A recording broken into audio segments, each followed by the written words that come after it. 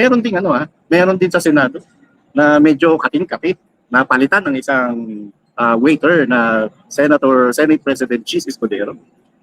Kabalitaan mo yung kudeta? Alam mo Marlon, parang napakaaga sa isang posisyon ng Chis Escudero na kakaupo lang bilang Senate President ang makudeta ulit. Kasi tayo, we have this assumption na nakuha niya ang kanyang pwesto is because, assumption is because gusto siya ng unang ginang. Dahil sinasabi naman na may mga ganyang aligasyon na may kamay ang unang ginang sa kung sino ang gusto niyang iluklok sa mga pwesto. Aligasyon ito. So, the mere fact na siya ang nag-take over ng posisyon ng dating Senate President na si Nick Zubiri, gusto siya. Bakit? Months after na nakaupo siya bilang Senate President, gusto naman siya ngayong ikudeta ulit. Anong meron? Unang-una, hindi po si Senator Jinggoy. Dahil tinanggi na ni Senator Jinggoy na hindi daw siya interesado. Sabi daw sa report kanina ng Philippine Daily Inquirer, inquirer.com. At pangalawa, ang napipitong papalit daw kay Senate President Chis Escudero ay si Loren Legata.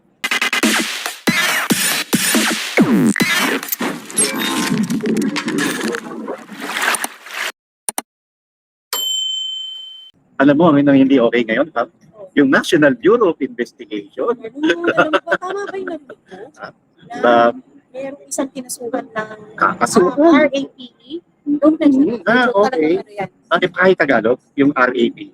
Di lalo na mas malala. Mas malala ba yun? Nagugurgur kasi kaya pinagpakulay. Sino ba ito? Isang NBI agent na malamang to, hindi lang matetrace to. Sino babawan? Anong pinababawan? Hindi pa bawad, no? May action pa. Sinisensor. Pati pala mapagka. Hindi pa action pumalakpak lang, ha? RAPE. So, si RAPE. Lawyer to, ha? NBI. Lawyer. Ang biktima rito, okay lang salita victim. Biktima rito, hinuli niya sa kasong trafficking, isang Vietnamese national. So pagka Vietnamese Pamela, alam mo naman, puti sa din. Puti sa, ano ba yun? Porcelana, di ba? Maputi-puti yun. Itong si NBI agent na isang abogado, sinumpong ng kakatihan. Marami bawat na, ano? Sinumpong ng kakatihan. May itchiness. Nabiktima niya ngayon. Nabiktima niya. Kala niya ngayon, hindi magko-complain si Vietnamese national. Nagsumbong. Nagharap ng formal na reklamo. OMG. So, sinampahan ng formal na reklamo ng RAPE si agent. And sa mga oras na to, as we speak, naka-closed door meeting ngayon yung buong NBI top brass sa pangunguna ni NBI Director Jimmy Santiago, pati yung mga deputy. Ano ang hangarin ng closed door meeting ngayon? Pahatulan kung sisipakin ba ito agad, and pag-uusapan din kung ilalabas ba nila ito sa publiko o hindi. Pero for sure, mapipilitan silang ilabas ito sa publiko. Kasi nung isang gabi ko pa after natin paglapag natin from Cebu, may tumawag agad sa akin. Kaya pinost ko sa Tiyok ni Puri. Kahapon hindi ko lang nabanggit sa vlog natin, nakalimutan ko. Kaya before the vlog, narinig mo naman, nagtawag ako, nag-confirm ako. And positive. Kaya as we speak, nag-uusap po ngayon ng NBI top brass, yung mga matataas na opisyalis ng NBI, pinag-uusapan kung malamang to sasampahan ng kaso. Ang pinag-uusapan lang kung tatanggalin na ba ito agad sa bilang miyembro ng National Bureau of Investigation. Bakit? Uso ba ang tanggalan kung kasing demonyo mo naman ng mga gumagawa din ng masasama? Siguro in fairness sa NBI, saka pabor to. Huwag natin kalimutan, lagi naghahanap ng pang-diversionary tactics story ang bagong Pilipinas government. So kapag na-play up nila tong kaso ni NBI agent / lawyer, pag-uusapan to ng publiko. Lalo ang kaso ay hindi basta-basta, kundi isang RAPE. Sound check. Mahina ba? Nag-on-and-off na ako. Mahina po ang audio nyo, ma'am, ano na lang tayo, mag-share? Hindi. Mas mahina. Ano po ang mag-reconnect ng mic. Nag-on-and-off na. Kumusta po ang microphone? Sound doing, please. Sound check. Check sound. Yung kay Marlon, okay. Yung kay Pam, medyo lumakas. Okay na po ba? Medyo mongo po. Kanino po kami makikinig? Menyo mo. Menyo mo. Mamilan, alam niyo yung kwento no? Seven up. Ano? Seven up. Ano? Eh, alam niya, niloloko na siya. Iyo mo. Ola lang. Hindi na seven up, ha? Oh, yun. Go po, kay Ma'am. Ako na magsa-subject. Ako na Counting na mo. Yan pa. Paparada pa. Sandali lang. Sound check. Okay na rin. Malino. May. Share na rin tayo. Kung kailan naman. Soundcheck, 90% good. Anyway. Okay. Okay na. Okay na po, yun, no? Sige, okay na po. Ang tanong ko, Marlon, di ba laging ganyan, may close door meeting, tapos meron hangarin na hindi ito isa publiko. But these are things na dapat na isinapubliko. Dapat? Ano isinasa publiko? Dapat kasi kung hindi ako nagkakamali pa, kung nakuha ko to nung isang gabi, anong oras tayo dumating from Cebu? 10 o'clock? Kung nakuha ko to nung isang gabi, most probably nangyari ito last week pa. So, let's say, anyway, Monday ngayon, so ngayon pa lang may opisina, kaya ngayon pa lang rin nagpapasukan yung mga matataas na opisyalis ng NBI. Ito ay kagaya ng isang kaso na sinasasamputan naman ng Cebu Governor na si Gwen Garcia. Oh. Dahil meron itong kaso ng utang sa isang financial firm HSBC ba? international HSBC. Oh. And her complaint, her rant is that hindi dapat daw lumalabas ang issue na ito lalo na governor siya. Mas dapat na lalong lumabas ang issue niya. Dahil isa kayo mga public servant, higit lalo ikaw ay isang halal ng taong bayan. Yes, dahil ito nga ay parang it should reflect kung paano mo gagawin ang mga kalakaran at ang pag-manage ng mga finances ng iyong kinasasakupan. Kaya kailangan ito ay nalalaman. At dahil ikaw ay public official, dapat inanda mo rin ang sarili mo sa ganitong bagay na you should be open to criticism. Correct. At huwag niyang sisisihin ng media na lumalabas yung ganyang klaseng impormasyon. Yes, okay. Ang tanong ko naman sa'yo kanina, ang sabi mo is, pinag-uusapan sa closed door meeting kung ito ba ay agad tatanggalin, ito ba ay pag-aaralan pa, ito ba ay makakakuha ng mga considerations and all. Lagot. Nadidistract talaga ako dun sa issue ng mic. Hawak ko na po, ano pa pong issue natin? Pwede na pagtsagaan po. Malamang sa Okay, location. sound check. Another one, sound check. Ano pong meron? Mapabit sa location. No, it's not the location. Because, yeah, nag-on and off po ako.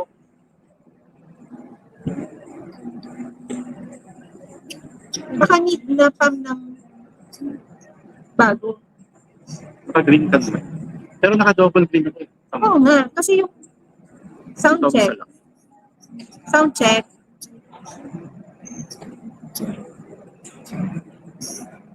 Purple song.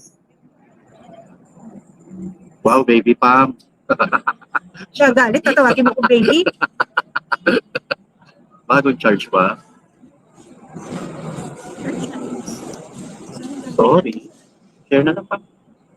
Oh, sabi ni Miss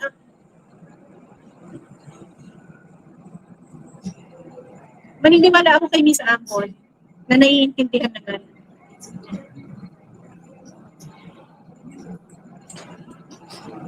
Well, anyway, sige. Ayun, kasi, sorry yung question ko kanina Marlon kasi, ang adhikain hindi umano na sinasabi mo ng closed door meeting, ay ito ba ay mag-aaralan ba? Ito ba ay meron consideration pang gagawin o ito ba ay dadaanin sa mabilisang pagkakatanggal nung nirereklamo sa kanyang pwesto? Posible. Ang sa akin Marlon is, these days, you see the quality of people na nakasampa sa gobyerno ito. Ang mga taong dati na may kaso ay nare-reappoint, ang mga taong may bahid ng kung anong mali in the past sa kanilang pag-govern sa kanilang office na kinahalalan, nakaupo pa rin. Tama pa. Sa kongreso na lang. Ang Kongreso. daming mga nagagaling-galingan ngayong mga kongresista na mga dati namang may kaso sa PIDAP, dati namang na graft and corruption, dati namang kasama sa Napolis. Abang ngayon mga nag-aari yan at nagbabalik na naman sa kanilang, alam mo yun, limelight. Yun, kaya hindi rin nila na-establish pa, Marlon, yung bang kung ano ang prestige at credibility ng kani-kanina mga ahensya. Kaya ang mga tao ngayon, would just rather expose your wrongdoing and not care about your resolution or your solution to the wrong deed na ginawa mo. Correct. At saka, sumasalamin to ngayon, Pam, kung ano ba talaga yung tunay na ano yung tunay na sinasabi ng bagong Pilipinas. Ito ba yung bagong Pilipinas ngayon na yung mga dating bulok, bumabalik na naman sa pagiging bulok?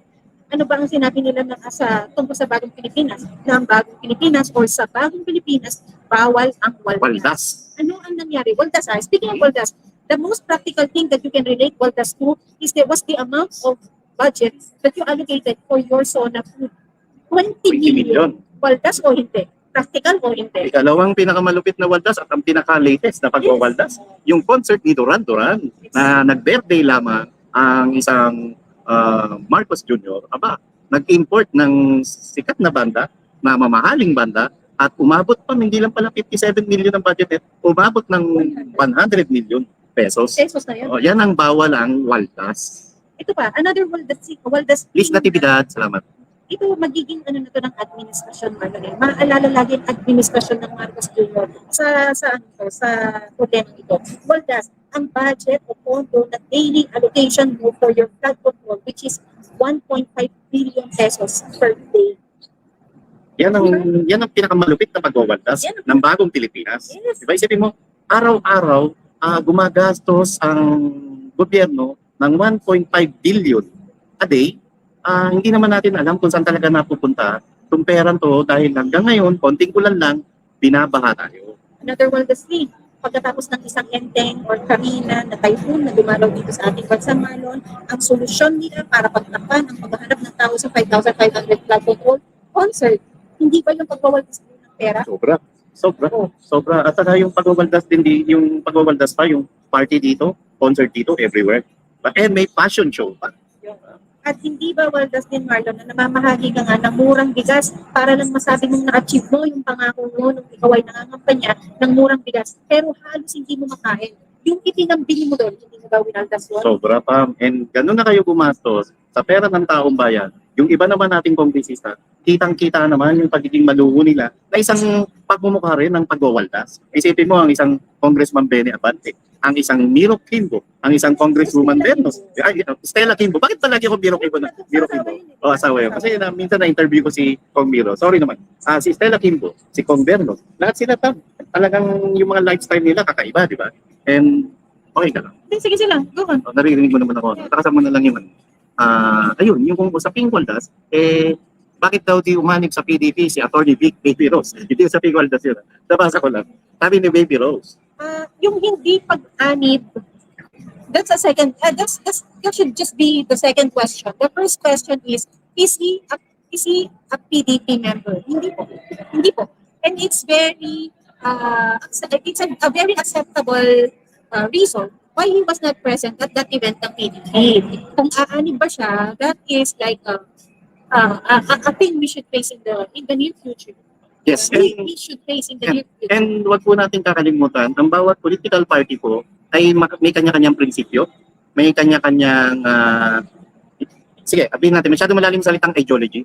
Ibig sabihin, may kanya-kanya silang paniniwala. Yung prinsipyo na lang po. And sa tingin natin, kaya hindi makapag-desisyon ng isang attorney big para sumanib sa isang PDP party, baka hindi align yung prinsipyo sa sarili niya. At yung prinsipyo rin naman, maganda rin naman yung prinsipyo ng PDP laban. Talaga pong may mga dapat lamang i-considera na issue. Baka ano rin yan, it's just a matter of time na tama ba yung sagot mo na alignment ang issue or tama ba ang hakako na baka hindi natin ang alam kung ano na yung alam nila. Di ba? Yes. Maaaring ganun eh. It's a matter of timing. Antay na lang po And natin.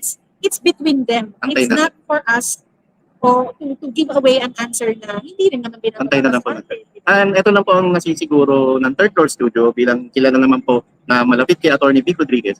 Sakaling magdesisyon na si Attorney Vic na tumakbo para sa Senado, sigurado po at hindi siya anib sa administrasyon ng Bangag Marcos.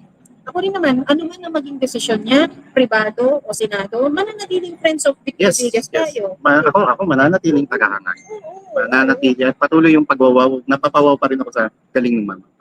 And I think ito yung ano sa atin eh. Hindi consideration kung anong party ka, Marlon, para makita mo o ibigay mo ang suporta sa taong gusto mo o nakikita mo na siya makakapagpabuli ng future ng ating bansa. Correct. Kaya dapat tayo, mga katete kay Evo, nakikita na natin ang mga nangyayari ngayon, na kabulukan sa mataas at mababang kapulungan ng Kongreso.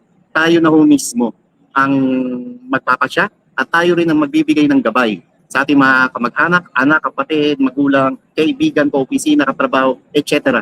para ipakita natin sa kanila ngayon o hikayatin natin sila na dapat kung may iboboto tayo sa darating na halalan, ito'y walang iba kundi yung bagong pangalan, bagong muka at yung alam nating may sariling paninindigan, talino, gawa at higit sa lahat may takot sa Diyos.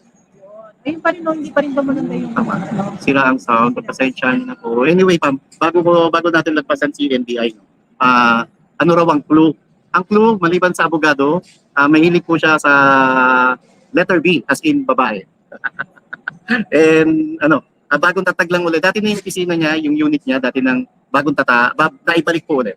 Ang kwento pa sa akin ng panibagong informante, dati na rin may record to ng RAPE. Yun ang mabigat.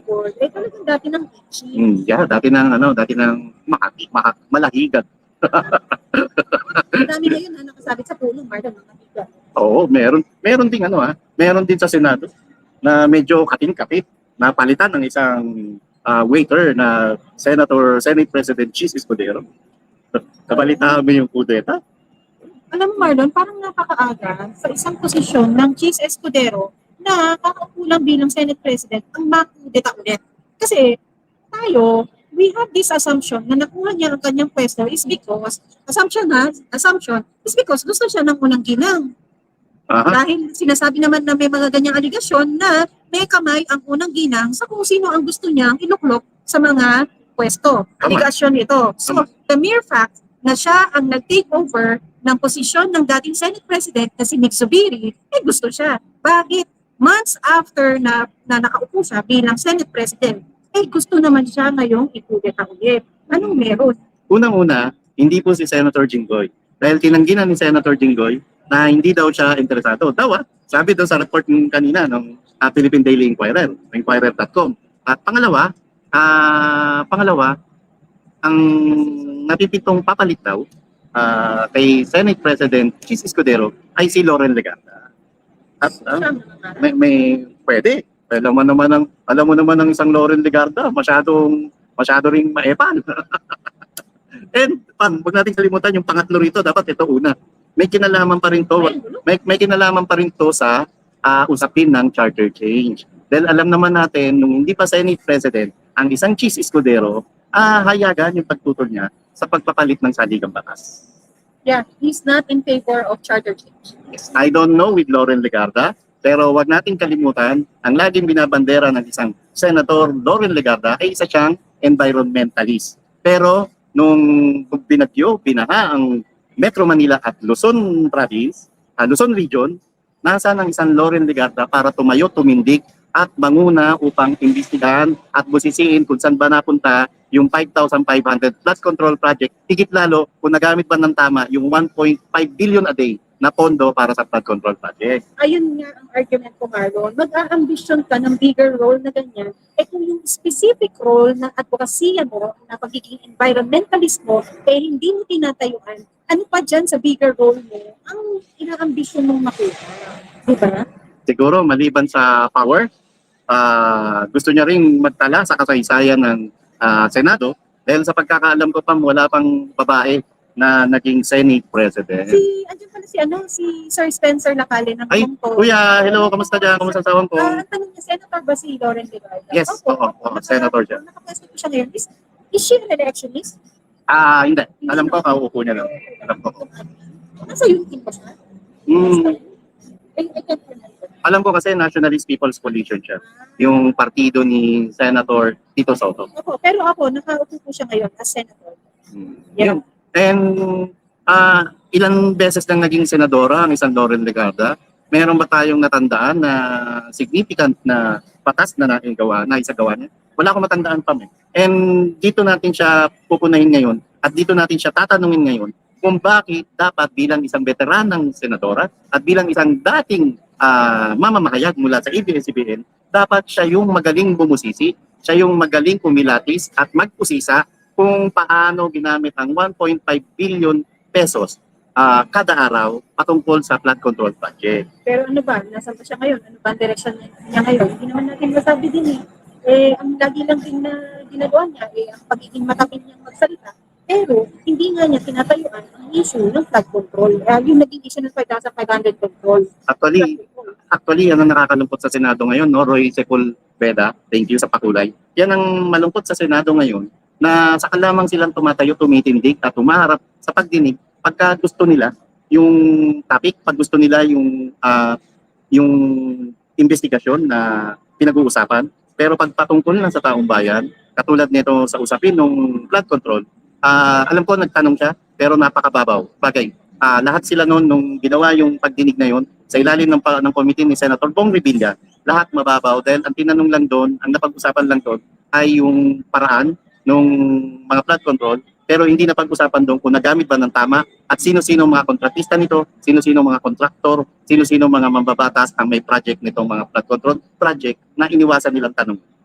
Maliit ang tingin nila o trato nila dito sa problema nito na ang kapinsalaan naman, Marlon, hindi maliit. Sobra pa, sobra. Ang nakakalungkot pa rito, Pamela, mas pinagtutuunan nila ng pansin yung usapin ng Pogo, yung usapin kay Pastor Apollo Kibuloy. Inyo na yan. Sige, karapatan nyo yan bilang mambabatas, pero please, timbangin nyo. Dahil kami rito sa Third Floor Studio, alam namin at alam ng mamayang Pilipino na mas mabigat na issue ang paggastos sa 1.5 billion pesos a day patungkol sa flood control project. Grabe, nakakaano. Actually, it is an issue that we should be really worried about, Marlon. Kasi, I believe everything is happening because of climate change. Ako Yes. naniniwala ako Oo sa naman. climate Oo change, naman.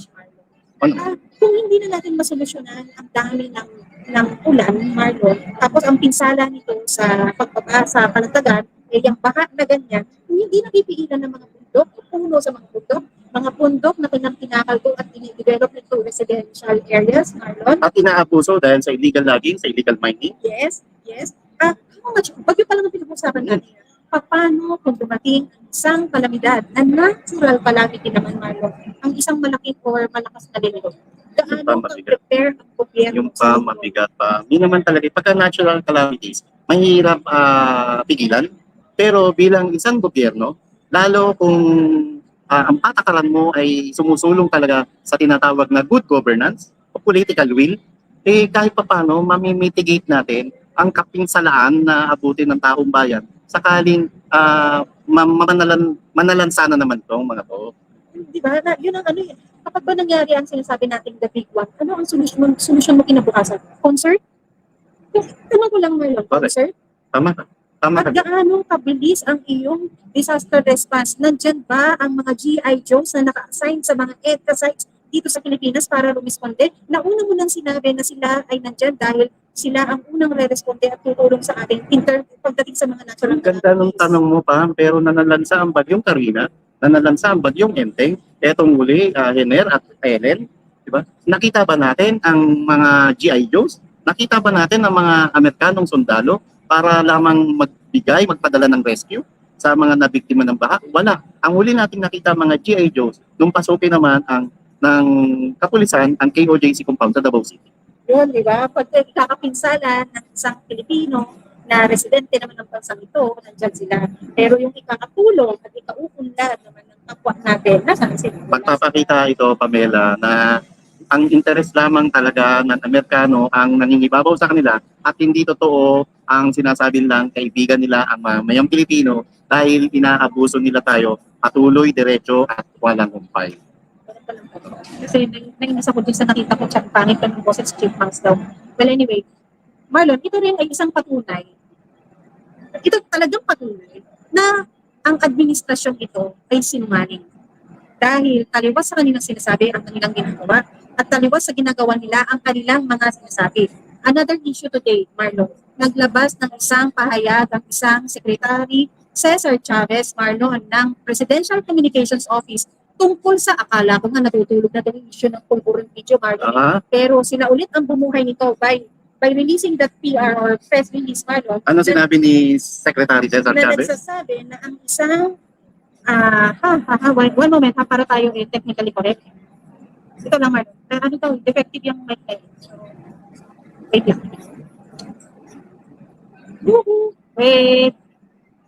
Nakita ko nga yung post mo sa sinasabi Pambansang Dalaga. na ang isang India-based na misinformation advocate ay sinabi na ito ay talagang manipulated at isang AI-generated na video.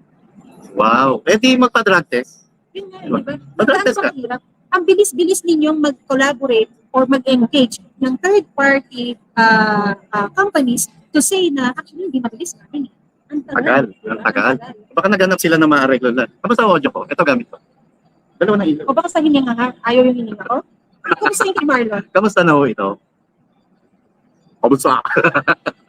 Okay na. Paaaman naman baba yung mic nyo. Daming demand. Kaya wala.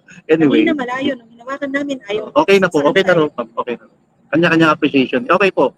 Audio niso. Ayun. Yung misinformed siguro, culprit. Hindi. Alamang dito, gano'n tayo nakakasiguro na hindi bayaran yun? Di ba? And para matigil na ang anumang issue patungkol sa paggamit di umano ng pulburon ng Marcos Jr., magpasailalim na siya ng hair follicle drug test. Alam mo, ikaw, Secretary Cesar Chavez, may doctorate ka pa naman sa philosophy. And alam ko, ikaw naniniwala ka sa data, naniniwala ka sa scientific. E di gawin natin para maging credible kayo dyan sa palasyo ng Malacanang. Ikaw na mismo ang mag-advise sa boss mo, si Marcos Jr., na boss, bakit ba hindi na lang tayo magpa-drug test? At pag tumanggi ang boss mo, so alam mo na yan, hindi ka rin naman ipinanganak kahapon, Mr. Cesar Chavez, sir. Bakit iba-ibang bunganga ang kailangan magpatunay na hindi siya ang aligasyon na siya ay hanggang ngayon sa edad niyang yan ay gumagamit ng pinagbabawal na G. Bakit bunganga mo? Bakit bunganga ng iba? Bakit bunganga niya? Bakit hindi sa sariling bunganga ng isang Marcos Jr. lumabas ang pagtanggap nito ng challenge na isasalang ko ang sarili ko sa isang credible hair follicle D-test para matahimik na kayo. Di ba, ang sarap pahiyain, Marlon, ng isang tao nang bibintang sa'yo nang hindi naman ikaw. Oo naman, oo Bakit naman, ginagawa? oo naman. Eh, may tinatagong kababalagan. Bakit kailangan mo ng isang Indian company para magsabing ano? Para lang masabi na hindi totoo yung akusasyon laban sa kanya. Wait. Ayun na yung legal. Bigat, Ayun, napunta sa ano ni Marlon. di pa man eh. Inuukod na. Thank you, Pam. Oo, di ba? Oo. Parang, I don't know. Kasi, Drug test lang. Eh, hindi, alam mo, hindi ko alam ha. Pinaplano nyo, di maganda, ilabas niyo yung Indian-based na result na yan. Patawag nyo, no? Ikayatin yung mga aso nyo sa Kongreso na para mapakita rin naman ni Ma'am Maharlika yung yes. o yung authentication nung kanyang ano. Kasi Marlon, the other question here is, ano bang material ang binigay nila doon sa Indian company? Correct. Kasi dalawa din naman ang ginawa nila yan. Nung tinignan na ng NBI at ng kung sino pa ng DICT, mukha ng Koreano ngayon, yung isang tao naman na alam natin at napanood natin na sumisinghot ng white powdery substance. Yung sila mismo, inalter nila yung itsura nung tao yun. So, most probably, with that alteration na nangyari, mababasa talaga ng kung anong machine ang ginamit na yun ay AI created. Mismo, Pam, and huwag natin kakalimutan ha, nung pumutok ang issue ng Hello Garcia scandal, naglabas ang dating press secretary nun, na si Toting Bunyi, ng Spice CD, na sinasabi, ito yung tunay na conversation, wild-top conversation sa pagitan ni dating Pangulong Gloria Macapagal Arroyo at ni Comelec Commissioner Garciliano. Jose Garciliano ba first name? Sa Comelec Commissioner Garciliano. Pero ang totoo, yung original na audio conversation ay yung hawak-hawak naman ng dating NBI ang pangalan nun. Basta yung dating hawak ng civil society na malamang ganyan din ang ginawa nila. Ang binigay nila ron sa Indian company na yun, ito rin yung slice na video, samantalang yung original video na lumabas sa pamamagitan ng vlog ni Ma'am Maharlika ay hindi nila binigay yan, sigurado tayo. Okay, sinabi ko kanina, akala ko nga natutulog na itong issue na to. Biglang labas ngayon ang bagong secretary ng Presidential Communications Office. Aha. Remember, Marlon, when we said na we congratulated Oo President naman, Chavez, bigyan tayo sa kanya. and the thing we ask first is, if you are really for the truth and you want to fight the yung labanan ang fake, di ba? Yes, Yung oo. mga nila, collaboration nila with mainstream. Ang sabi natin, sana itama mo ang isang katotohanan na una nang sinabi ng PCO na ang video yon ay deep fake. Look at him now doing doing another way around na hindi sinasabi niya na ito ay fake nga, blah blah blah. And this time around with a reference and a talking head ng isang Indian company na ikaw ba, Yusek, or ikaw ba, Secretary Cesar, kahit ikaw ba naniniwala ka sa sarili mo sa sinasabi mo? I don't think so. Mukhang kasama ka na rin sa iilang naniniwala na hindi nagpupulburo ng boss mo, di ba? And huwag nating kalimutan, markado yung nilabas yung panata patungkol sa paglaban sa fake news. So ano yung kabalbalan na pinagsasabi mo, Mr. Secretary Sir, di ba? Huwag nating kalimutan, patunayan nyo, mapapatunayan lamang ito na para mapahiya si Ma'am Maharlika. Para mapahiya si Ma'am Maharlika ay magpa-hair follicle drug test na ang Marcos Jr. Mukhang mataya. Okay. Guys, anong problema guys na bakit audio ang ginagawa niyo issue sa amin kung kami nga mismo naririnig namin na okay lang? ARS OFW, anong problema sa audio? Well, I don't know. Well, anyway. Kaya mo. Well, that's the thing, Marlon. No? It seems as if na itong issue na to ay sadyang Okay na rin pa. pending deliverable ng isang former Secretary Cheloy Garapil na ina-address ngayon ng isang Secretary Chavez months after it happened, months after it was, shown to the public, months ago, na up to now, issue pa rin sa inyo at you allowed it to be addressed. That means to say, this issue is causing you your sleep. Hindi na maayos ang tulog mo sa gabi dahil sa issue na to. Wala nang naniniwala sa'yo na ikaw ay matinupan. Mr. Cesar Chavez, sir, marami pong rumerespeto sa'yo. Maraming tumitingala sa'yo dahil sa kagalingan mo at kabutihan mo at pagiging masipag mo sa trabaho. Pero please, wag ka pong papakain sa bulok ng sistema na ipinatutupad ng mga boss mo dyan sa palasyo ng Malacanang. Wag siya usang papakain. Oh. Kung tumitikim naman siya Yun ng na bulok yun. ng sistema. Yun na yun, di ba? Sure. Yun na yun. So, laman na di sa Mr. Cesar Chavez, sir. Your role is to make a very effective messaging for the president, for him to ibaba ang mga mensahe sa kanyang pinaglilingkuran. Pero kung hindi mo nagagawa yun, then I don't think you are the right person. Yes, and wag niyo pong kakalimutan, patuloy at hindi natutulog ang kasundaluhan dahil sa mga nangyayaring kaganapan po ngayon sa ating pamahalaan at sa kapaligiran, nakamonitor po lagi ang mga kaibigan natin sa Armed Forces of the Philippines kung ano-ano na ang mga pang-abuso ang nangyayari at higit lalo, napakabigat na isyong yan, ang kanilang Commander-in-Chief ay gumagamit ng pulburon.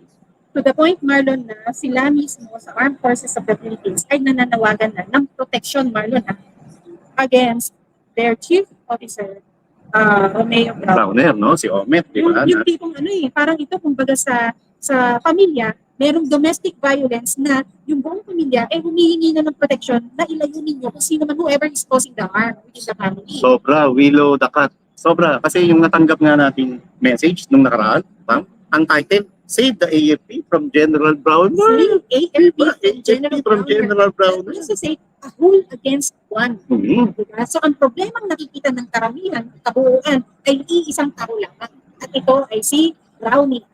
Kung may issue ng graft and corruption, may issue ng pagpupulburon, kay General Browner hindi pa rin tinatantanan ng issue tungkol din sa corruption, tungkol sa favoritism, tungkol sa nepotism, immorality, at kung ano-ano pa. Immorality. Immorality na nepotism. Oo, hindi natin alam. Meron. Dati na natin Marlon na sinentralize niya ang hiring ng mga uniform personnel sa isang ahensya lamang o unit sa loob ng AFP. Totoo, paano nagagalit ngayon yung ibang mga military officials?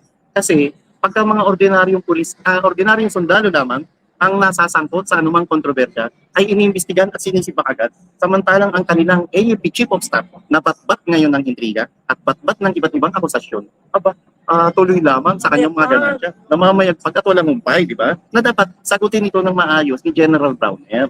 Na, kasi ano to ito yung nag-create ng disgruntled, ng pagkadismaya ng maraming mga opisyalis at hindi lamang mga opisyalis, kundi mga mabababang ranggo sa Armed Forces of the Philippines. At siya rin, Marlon, ang nagpa-practice ngayon ng favoritism in terms of hiring sa loob.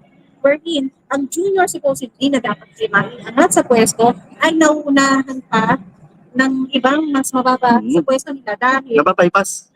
Dahil Olivia mas Mendoza, mabilis salamat sila. sa patulay. And Pam, yung issue pa na may 2 bahay daw nabili sa Greenwood subdivision sa Pasig City. Alam mo, Dapat ma-address, di ba? ang Greenwoods, Marlon, hindi yan, Hindi naman siya hindi siya super high. Oh, may Kaya- may best friend ako kaya- nakatira dyan. Hindi. Hindi. However, Marlon, sa isang swelduhan ng gobyerno, lalo na ng isang uniformado, hindi ito dapat sapat na within 2 years ay makakuha ilang properties? Dalawa. Dalawa ka agad. Dalawa na paano ipapaliwanag? And yun nga, sa immorality, ang dami niyang pamilya na pinapakain niya. Tulad ng sabi mo, paano nakakayanan ito ng kanyang sweldo bilang mataas din naman ng sweldo. Siyempre, AFP Chief of Staff ka, 4-star general ka. Pero yung issue ng immorality, ibang usapan yun. Dahil sa pagkalat ng kanyang mensahe sa social media at sa mga kanya-kanya mga group chats, Marlon, na sila ay nananawagan na mas marami ang against sa isa. Ibig sabihin, ganun kalalakang nangyayari sa loob. Sobra. Parang humingi ka na ng saklolo. Sobra. Tapos kanya-kanya, kanya-kanya, yun nga, sabi mo, favoritism. Kanya-kanya mga padrino. And yung mga dapat ma-promote meritoriously, napapabayaan. Napag-iiwanan. And nagmumukhang alipin sa gilid-gilid na lang. At yun, di ba? Halimbawa, yung letter E, nausuran si D, punta kay C, nausuran si C, nausuran si B, nausuran si A. Ang problema dyan, Marlon, yung taong yun na iniangat mo, ay mas masahol pa ang ugali sa mga seniors. Sobra pa. Lumalaki ang mga ulo. Saka pa, motto yun sa AFP, sa kasundalohan, wait for your turn. Hayaan mo yung hierarchy, yung principles of hierarchy, sagrado sa kanila yun. Pero ngayon, wala, nabababoy ito at binabaliwala. And huwag natin kalimutan pa, yung class 88 ng Philippine Military Academy graduates, nagkakawatak-watak. And naibigay yung pwesto kay General Browner bilang Armed Forces, the Philippines Chief of Staff, tinanggal ng walang kapararakan si General Bacaro na isang Medal of Valor recipient. At yan ay nabanggit sa isang libro ng Kingmaker. Totoo. Dami.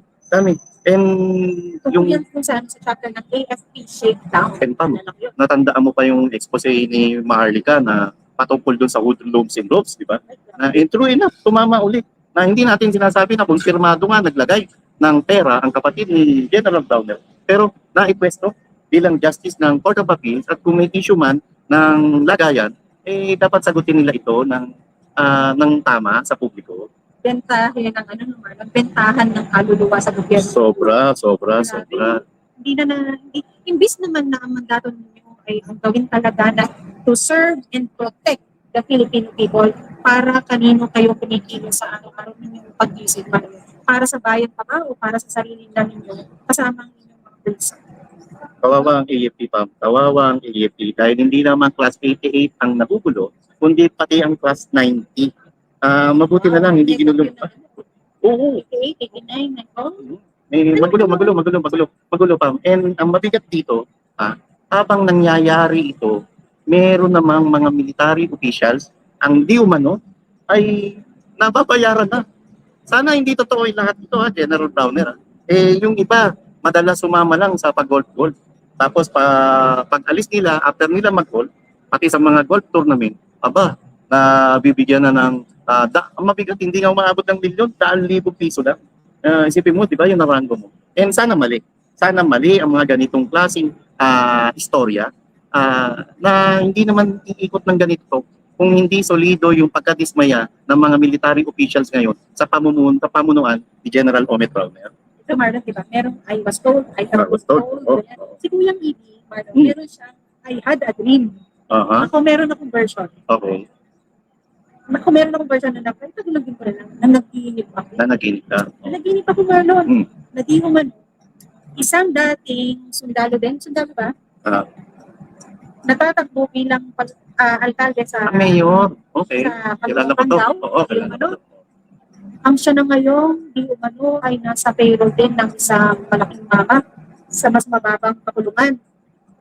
Na di umano, itong tatakbo ng pagka-mayor sa Caloocan ay siya ang umaayos sa mga retired generals na hindi mag-aklas sa gobyerno.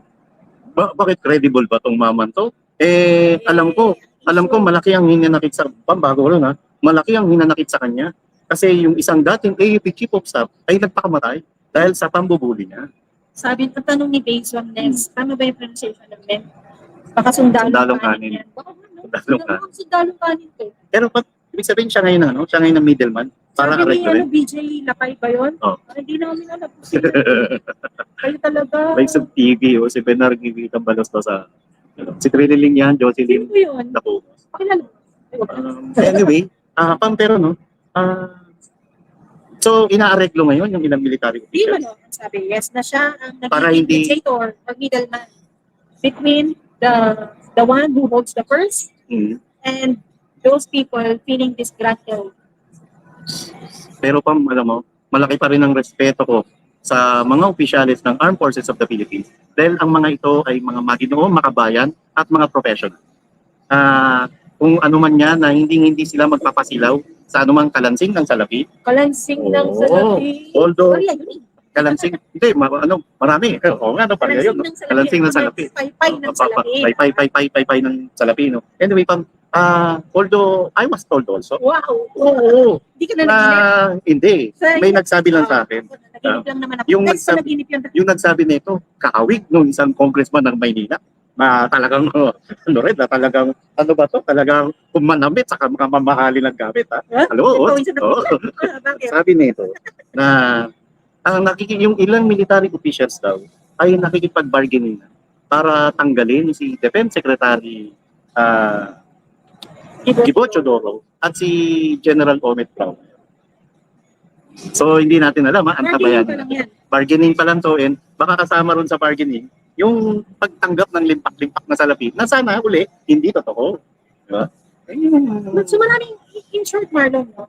Maraming gulo pa rin ang nangyayari sa loob ng administrasyon. Totoo.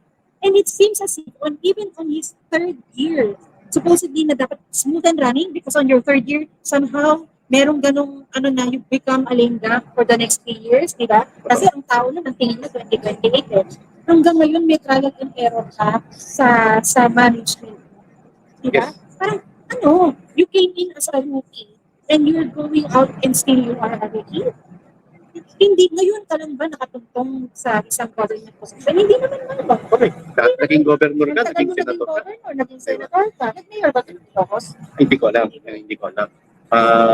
Basta ang tanong ngayon, magtatatlong taon ka na, tapos trilyon-trilyon ulit ang hinihingi mong pondo, wala ka pa rin napapakitang mga mahalagang proyekto na nalalasap na-enjoy ng mga Pilipino. Maliban doon sa pagpayag mo at pagbibigay pahintulot mo ng kabi-kabilang ayuda ng pinsan mo sa Kongreso. Yuhu! Ayuda! Kainis na yung ayuda na yan. Sobra Wala pa. tayong patutunguhan. Sobra pa. Pero doon sa EAP, balik ko lang. Itong mga military generals na to, kung totoo man, na meron ng tumatanggap sa gold lang, wag nilang kalilimutan na may mga junior officers sila na nakabantay at nakamantan.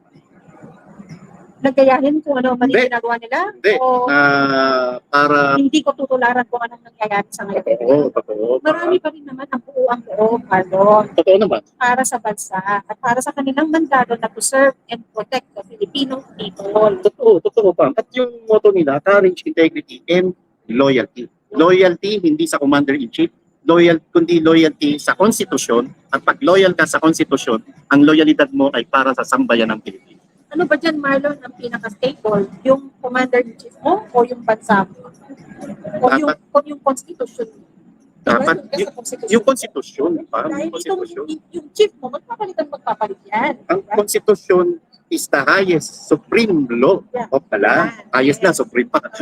Ano kasi siya kaayos, ano siya kataas. Oo, yun ang, mga ba na ba to? Mga ba na to? Pamela. Pero, yun, yung gulo sa Senate, Marlon, you all know why it's happening? Because it's critical. The entire Yes, midterm is yes. very critical. Yes. Masusukat natin dyan kung ang mga papasok ba ay mas maraming administration lineup or mas papasok ang maraming opposition lineup. Dahil alam natin lahat na sa midterm election, after that, ang gusto ikasa ng palasyo, di umano ay ang mabago ang form of government ng Pilipinas para di umano sila ay manatili sa pwesto. May extend, Yes. no? Kaya And, nangyayari ang instability na yan. yes, ang formula nila ngayon ay pasagin, sirain, tanggalin sa equation ang pangalang Duterte, at kapag hindi sila nagtagumpay, kakanain nila ito ngayong nalalapit na midterm election para naman maipapwesto, maipanalo nila yung mga manok nila sa Kongreso at Senado para pag kumpleto na ang numero nila ay talo na ang sambayan ng Pilipino dahil numbers game po ang isinusulong nilang Constituent Assembly or People's Initiative, nandiyan pa rin yan. Saka yung constituent, meron pang isang sistema na ang layunin lamang ay baguhin ang saligang batas at pagbago ng saligang batas na to, mag-shift tayo sa parliamentary forms of government na magiging daan upang magpatuloy sa panunungkulan kung hindi man ang pangalang Marcos ay papalitan ito ng apelidong Romualdez. Yes. Kung kayo po ay kontento at masaya sa kanilang kalidad ng panunungkulan sa ating bansa ngayon, for all we care, sige po, dyan kayo masaya, sige po, magpasailalim tayo sa diktatorya ng Marcos Romualdez. Fine. Pero kung kayo ay hayok or naghahangad ng matinding pagbabago para sa ating bansa, para sa ating future, at sa future ng ating mga kabataan, pumili tayo ng, sabi mo, numbers game, no? Number 6. Quality numbers game. Yes. Tumpak si Pamela. Ay, pinainit ako ng Ojo. Ojo.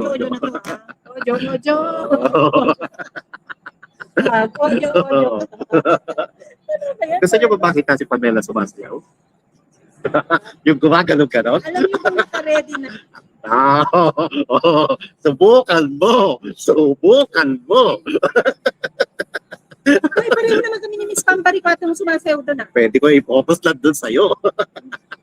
Subukan mo. So may pambargaining. Speaking of bargaining, may pambargaining ako kayo kay Pamela. Matino naman yun sa'yo, Marlon. Patinunan naman Pampasko yun naman sa'yo. yun sa'yo, pang-Burmans na ngayon. So, ito tinunan ko rin nung isang araw na September. So, Burmans din ito. Ako malisyoso naman yung ano eh. Okay, walang mali siya to. Puro tama siya. Para ba tayo, Pamela? At tinintay ka ng mga Inglesero So, mampamakil. guys, hindi nyo na napapanood yung sayo ni Marlon na ibigay mo na. Ito ano kaya kanta? Mamaya papakinggan mo. Nakakainis ko. Parang nararamdaman ko nga nung araw na yun na may tao sa likod ko Ikaw lang paparazzi, ah. Paparazzi dito. guys, not a friend. Mag-i-unfriend ko si Marlon. Joke lang guys. Tayo Maraming salamat mag-end sa 3,255 nating lives. Sa mga nag-likes po, no? Maraming salamat sa inyo. Ako po si